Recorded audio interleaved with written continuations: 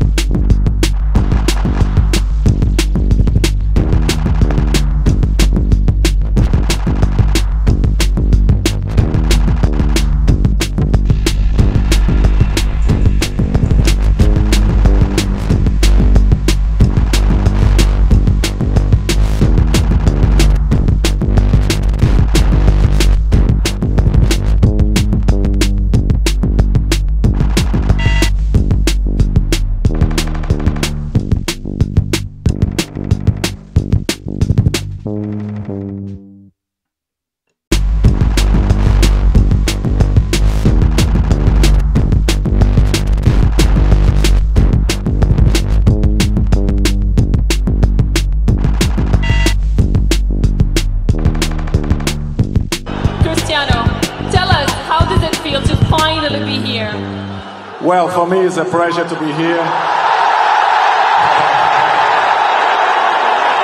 It's an honor.